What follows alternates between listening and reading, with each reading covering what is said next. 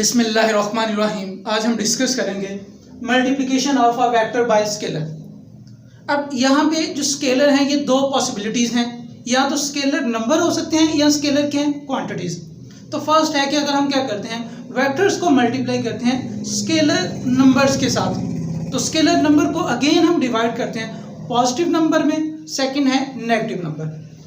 Multiplication of a vector by positive number, यानी हमारे पास एक वेक्टर ए है, इस वेक्टर ए को हम क्या करते हैं, पॉजिटिव नंबर 2 के साथ मल्टीप्लाई करते हैं। तो जो ही हम पॉजिटिव नंबर 2 के साथ मल्टीप्लाई करेंगे तो उसका इफेक्ट क्या होगा, इसकी जो मैग्नीट्यूड है वो 2 टाइम हो जाएगी, लेकिन डायरेक्शन क्या रहेगी, वही रहेगी। तो यहाँ पे हमने क्या किया है, जनरल जो रिलेशन है उसको डेवलप करने के लिए एक वेक्टर को n के साथ मल्टीप्लाई किया है, तो जो वेक्टर हमारे पास आएगा वो n a होगा। इट्स मीन कि इसकी जो मैग्नीट्यूड है वो इंक्रीज हो जाएगी n टाइम, और डायरेक्शन क्या रहेगी, वही रहेगी। नेक्स्ट है सेकंड, अगर हम क्या करते हैं multiplication of a vector by negative number, यानी हमारे पास एक वेक्टर ए है, उस वेक्टर को हम -2 एक नेगेटिव नंबर के साथ मल्टीप्लाई करते हैं, तो जो नया वेक्टर आएगा उसकी मैग्नीट्यूड तो 2 टाइम हो जाएगी, लेकिन नेगेटिव साइन की वजह से डायरेक्शन क्या हो जाएगी, अपोजिट आ जाएगी। तो वेक्टर ए है, इसको हमने -na, तो यहाँ माइनस नेगेटिव नंबर को ज़ाहिर कर रहा है, तो क्या होगी, जो मैग्नीट्यूड है वो तो n टाइम इंक्रीज हो जाएगी, लेकिन डायरेक्शन क्या हो गई है, रिवर्स हो गई है। अब नेक्स्ट है multiplication of a vector by scalar quantity, यानी हम क्या करते हैं, अगर किसी वेक्टर को स्केलर क्वांटिटी के साथ मल्टीप्लाई करते हैं तो तब क्या होगा, तो जो ही हम किसी वेक्टर को स्केलर क्वांटिटी के साथ मल्टीप्लाई करेंगे तो हमारे पास एक नई क्वांटिटी आएगी। अब जो नई क्वांटिटी आ रही है उसकी डायमेंशन दोनों के डायमेंशन के प्रोडक्ट के इक्वल होंगी। तो यहाँ पे हमने एग्जांपल ली हुई है, हमारे पास वेलोसिटी वेक्टर क्वांटिटी है, उसको हम क्या करते हैं स्केलर क्वांटिटी मास के साथ मल्टीप्लाई करते हैं। तो जो नई क्वांटिटी आ रही है दैट इज मोमेंटम, मोमेंटम किसके इक्वल है, mv। तो इस मोमेंटम की जो डायमेंशन होंगी, डायमेंशन ऑफ न्यू क्वांटिटी वो किसके इक्वल होगी, that is equal to the product of dimension of mass and velocity. उसके बाद नेक्स्ट टर्म है यूनिट वेक्टर, तो यूनिट मीनिंग हम लेते हैं 1। तो यूनिट वेक्टर क्या है, ये हमारे पास एक ऐसा वेक्टर है जिसकी मैग्नीट्यूड क्या होगी, 1 होगी। उसके बाद नेक्स्ट है, इसको हम किस पर्पस के लिए यूज किया जाता है, तो यूनिट वेक्टर को यूज किया जाता है to represent the direction of vector, यानी किसी वेक्टर की डायरेक्शन को जाहिर करने के लिए यूज करते हैं। नेक्स्ट है यूनिट वेक्टर को हम डिनोट करते हैं ए कैप के साथ। अगर वेक्टर ए है तो उसका यूनिट वेक्टर क्या होगा, ए कैप। इसी तरह अगर वेक्टर बी होगा तो उसका यूनिट वेक्टर क्या आ जाएगा, बी कैप। उसके बाद नेक्स्ट है, अगर हमारे पास एक वेक्टर ए है तो उसको हम स्प्लिट कर सकते हैं, एक तो उसकी मैग्नीट्यूड आ जाएगी और दूसरी क्या आ जाएगी, डायरेक्शन। तो यहाँ से अगर हम फाइंड करना चाहते हैं यूनिट वेक्टर को, तो इस मैग्नीट्यूड को हम डिवाइड कर देंगे, तो यूनिट वेक्टर आ जाएगा vector A divided by its magnitude. तो यहाँ से भी हम डिफाइन कर सकते हैं यूनिट वेक्टर को, और vector divided by its magnitude give unit vector. उसके बाद नेक्स्ट है जो डिफरेंट यूनिट वेक्टर्स हैं, हमारे पास एक रेक्टेंगुलर कोऑर्डिनेट सिस्टम है that consist of x y and z axis. जो एक्स एक्सिस के अलांग यूनिट वेक्टर होगा वो हम कौन सा यूज करते हैं, आई कैप, एमसीक्यू के लिए इंपॉर्टेंट है।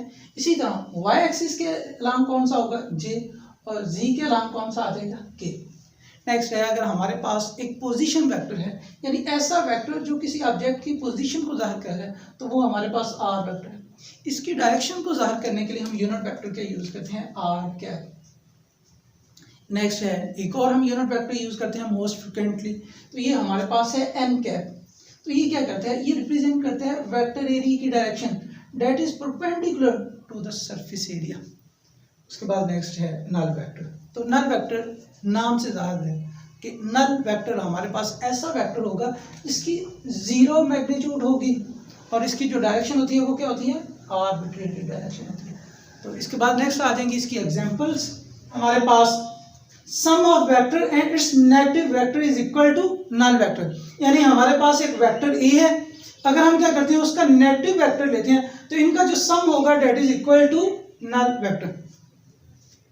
उसके बाद नेक्स्ट है, इसका रेलेवेंट एक एमसीक्यू है, which pair of following forces can give a resultant force equal to 0, यानी इनमें से कौन सा ऐसा पेयर है जिसका रिजल्टेंट हमारे पास क्या हो सकता है, 0 हो सकता है। तो उसके लिए उसी वक्त पॉसिबल है कि अगर हमारे पास दो वेक्टर्स की जो मैग्नीट्यूड है वो इक्वल हो और उनकी डायरेक्शन क्या हो, अपोजिट। यानी जैसे ये एक वेक्टर ए है और दूसरा वेक्टर भी कौन सा है, ए, लेकिन मैग्नीट्यूड दोनों की क्या होगी, सेम होगी, लेकिन डायरेक्शन क्या है, अपोजिट। तो इनमें फर्स्ट ऑप्शन में है 2 न्यूटन एंड 2 न्यूटन, सेकंड है 2 Newton and 1 Newton, 2 Newton and 5 Newton, और डेल्टा है 1 न्यूटन एंड 4 न्यूटन। तो ये उसी वक्त पॉसिबल हो सकता है जब दोनों की मैग्नीट्यूड क्या हो, सेम हो। तो इस पेयर का पॉसिबल है कि इनका जो सम है वो किसके इक्वल आ जाए या रिजल्टेंट किसके इक्वल आ जाए, 0 के। क्यों, अगर एक की वैल्यू पॉजिटिव होगी दूसरा क्या होगा, उसके अपोजिट होगा, तो फिर इनका सम 0 हो सकता है। उसके बाद नेक्स्ट है इक्वल वेक्टर। तो इक्वल वेक्टर कौन से वेक्टर्स होते हैं, तो हमारे पास ऐसे वेक्टर जिनकी जो मैग्नीट्यूड है वो सेम हो और उनकी डायरेक्शन भी क्या हो, सेम हो, लेकिन ये नहीं डिपेंड कर रहा कि वो कहाँ से स्टार्ट हो रहे हैं। तो क्या होगा, vector having same magnitude same direction regardless of the position of their initial point, तो उनको हम क्या नाम देते हैं, इक्वल वेक्टर। तो यहाँ पे अगर हम डायग्राम में देखें तो ये वेक्टर ए है और ये दूसरा वेक्टर क्या है, बी। अब जो इसकी मैग्नीट्यूड है वही इसकी मैग्नीट्यूड है, जो इसकी डायरेक्शन है वही इसकी डायरेक्शन है, लेकिन स्टार्टिंग पोजीशन इसकी कुछ और है, इसकी कुछ और है। तो ये दोनों वेक्टर्स हमारे पास कौन से वेक्टर्स होंगे, इक्वल वेक्टर्स। तो parallel vectors of same magnitude are equal vectors. उसके बाद नेक्स्ट है इसके रेलेवेंट 2 MCQ बहुत इंपॉर्टेंट है। Minimum numbers of unequal forces whose vector sum can be 0 are, कि हमारे पास अनइक्वल मिनिमम कितनी फोर्सेस होंगी कि जिनका सम क्या हो, 0। तो यहाँ पे अगर हमारे पास एक ये फोर्स है और एक ये फोर्स है तो ये दोनों अनइक्वल हैं। क्यों, हमने अभी पढ़ा है कि हमारे पास इक्वल कौन से हैं, उसमें सेम मैग्नीट्यूड होगी और सेम क्या होगी, डायरेक्शन। इसमें इन दोनों की मैग्नीट्यूड तो सेम है लेकिन दोनों की डायरेक्शन क्या है, रिवर्स है, तो ये भी अनइक्वल होंगी। तो ये कितनी बन रही है हमारे पास, मिनिमम 2। तो इसका जो करेक्ट ऑप्शन होगा वो क्या आएगा, 2 आ जाएगा। नेक्स्ट इसी के रेलेवेंट एक और हमारे पास MCQ है। मोस्टली स्टूडेंट यहाँ पे गलती कर देते हैं, दोनों में मिक्सिंग कर देते हैं ओवरलैपिंग की वजह से। अब सेकंड क्या है, minimum numbers of forces of unequal magnitude, यानी अब हमारे पास जो फोर्सेस हैं उनकी मैग्नीट्यूड क्या है, अनइक्वल। इसमें मैग्नीट्यूड इक्वल थी लेकिन डायरेक्शन अपोजिट होने की वजह से ये फोर्सेस अनइक्वल थी। अब हम जो मैग्नीट्यूड ले रहे हैं वो क्या है, अनइक्वल। यानी यहाँ पे हमारे पास क्या है, एक ये फोर्स है, एक दूसरी फोर्स है, यानी ये फोर्स हमने ले ली। अब इसकी और इसकी भी जो मैग्नीट्यूड है वो इक्वल नहीं है। इस कंडीशन में हमारे पास जो मिनिमम फोर्स होनी चाहिए वो क्या होनी चाहिए, 3 होनी चाहिए।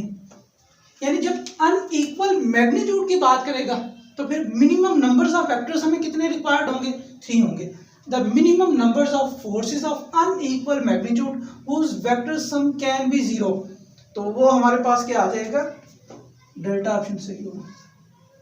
लेकिन अगर वो ये पूछ लेते हैं कि minimum number of unequal forces, तो उस वक्त कितनी होंगी, 2 होंगी। तो ये था हमारा आज का लेक्चर। अल्लाह हाफिज़।